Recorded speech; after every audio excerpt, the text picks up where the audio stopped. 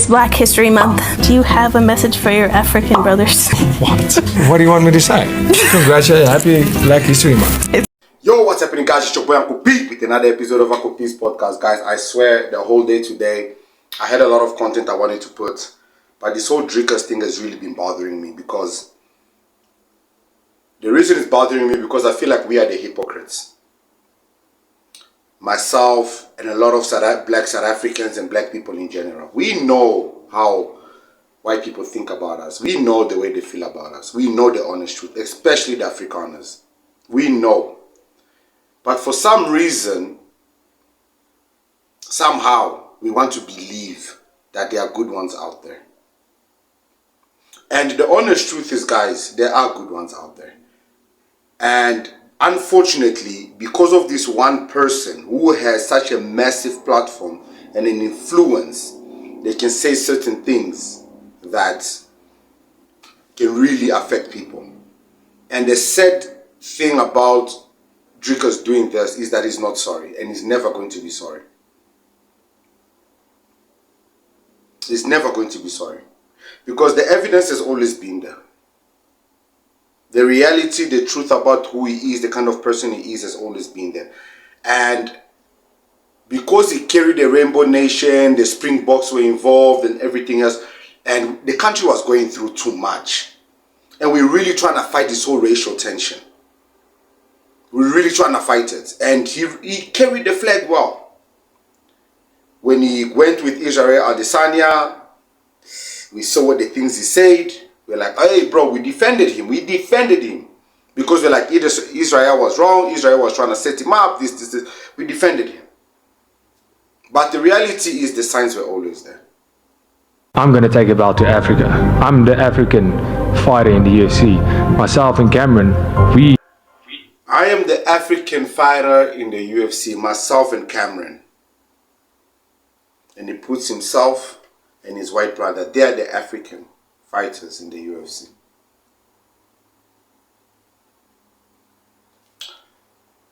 I just want to remind Dricus that that statement is completely false. So I'm gonna name a few names, and I'm gonna put the images of the fighters just to remind him the people who paved the way for him to have a stage. He's not the first African to do this. Francis, Israel Adesanya, Kumar Usman, Abdul Razak Al-Hassam from Ghana, he's a Ghanaian. Dalcha Lungimbula, this is a Congolese fighter. Dricus, you should know him. He was a double champion, heavyweight and light heavyweight in the EFC. Did you forget? Sadiq Yusuf, Nigeria. Kennedy Nzishukwuo, Nigeria. So basically, you have all these African fighters that fight in the UFC, that are African-born, black fighters, and you did not recognize them. What you have done is such an insult because you have overshadowed other fighters that were in the UFC that represented South Africa. What am I talking about? Guys, you see, I know MMA very well and I do my research to the depth. I don't just come here to excite people and talk. I don't know if you guys remember this guy. Ruan Potts, UFC fighter, the first ever white South African to go to the UFC. But you guys never heard him say anything of racial, and he's an Afrikaner. Or is it? But nothing. You never heard Ruan Potts say anything that brought division into the country. Maybe you guys don't remember. Don Madge, also white, also fought in the UFC. So now my question is, what makes you special? Is it because you're Afrikaans? Or is it because you are a middleweight champion? Or is it because you are a racist? Because the only people that are fighting this bill are racists. Because this bill literally does not affect you in any way or form. Neither your mother, your father, your brothers, your sisters. It affects none of them.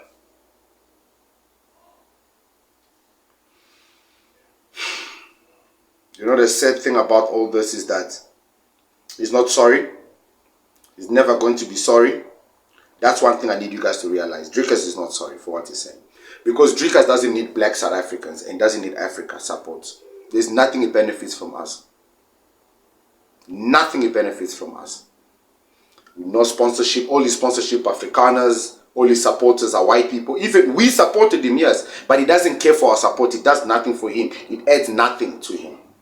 That's why you see he can reveal himself like this. Knowing also that there's no consequences. And that's what's pissing me off. What's pissing me off is the fact that no consequences will befall him. But you know what? He has lost fans and people now know him for who he is.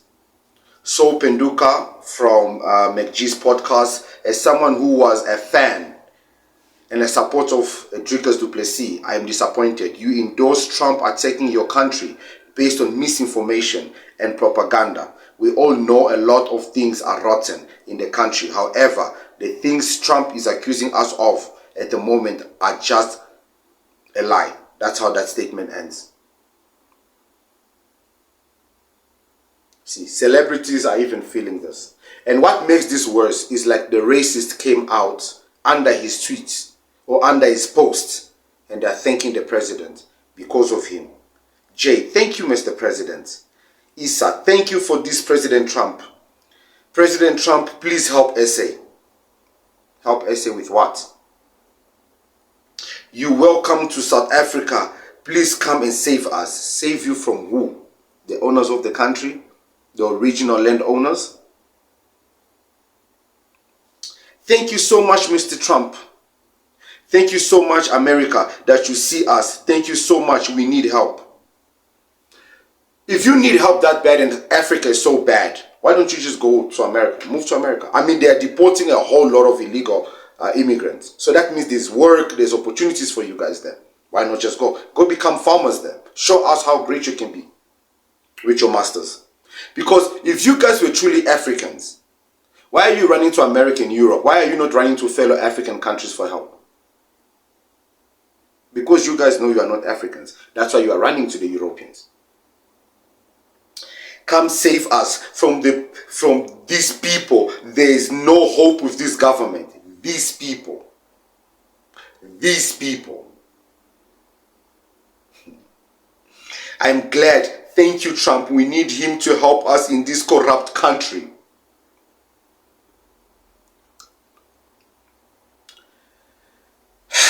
But you know what?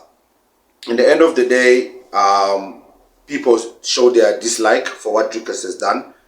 I'm going to read some of the comments I got from all over social media.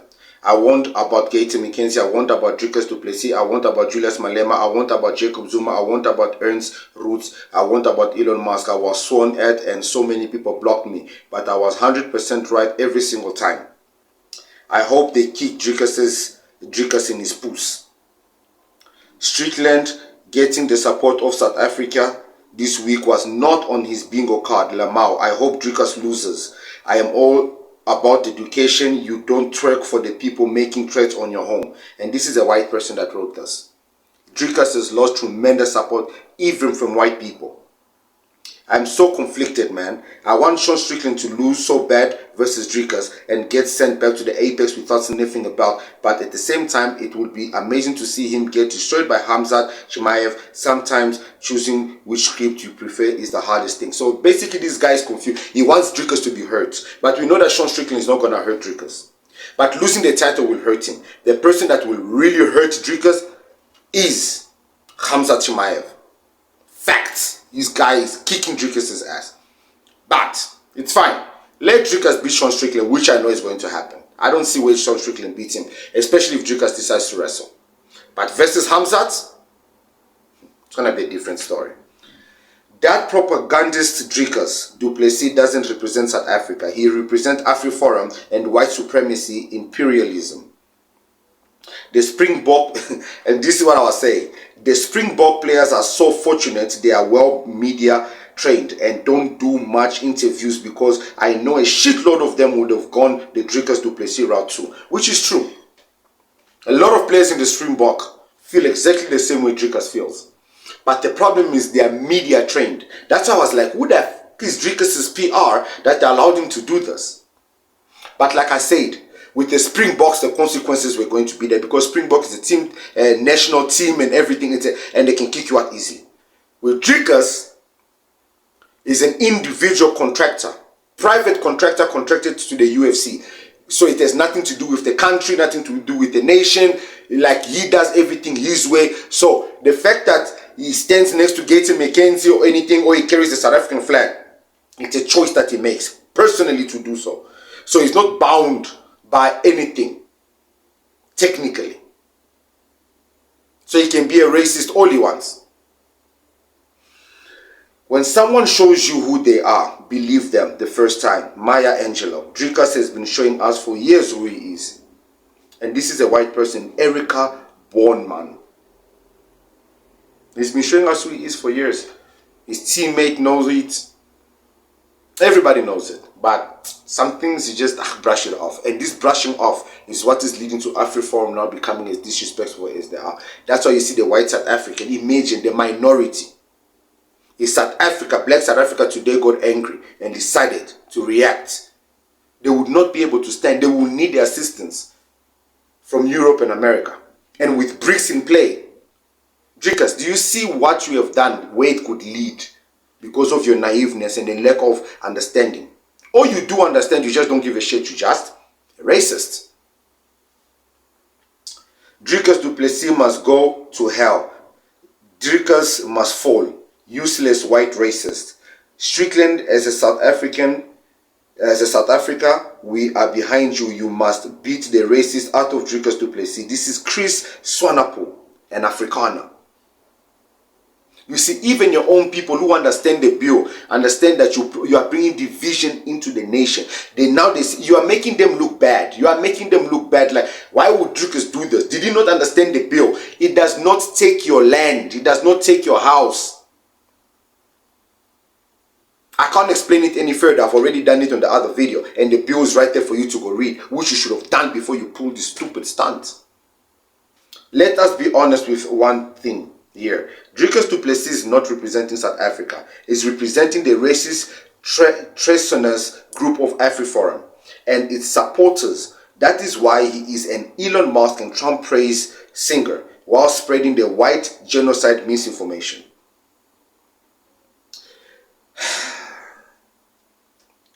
Brent Jason van Vuren, another Afrikaner.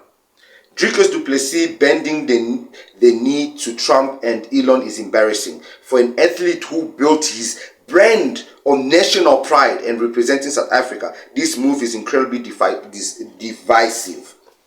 That's what everybody's saying. What you did is a divisive thing. You are dividing the country with lies, with misinformation, things that are not true. South Africa stands with the fella on the left. Dricus, the settler, on the right is a sellout, racist supporter of Donald Trump who despises black South Africans. Guys, this goes on. There's a lot of people that are not happy. I've had enough of Dricus du Plessis. He's happy to push the foul murder propaganda of lies to the gullible international community. We had suspicion, but the leopard can't change his spot. He's a racist. May Sean Strickland moor him on behalf of all South Africans. You know what, guys? Just don't hold your breath. Sean Strickland is not beating Dricus du Plessis. I don't think it's going to happen. I know MMA quite well. And if Dricus trained well, which I believe he did. And yeah, man, the racist is going to win. And he's going to come back with the belt.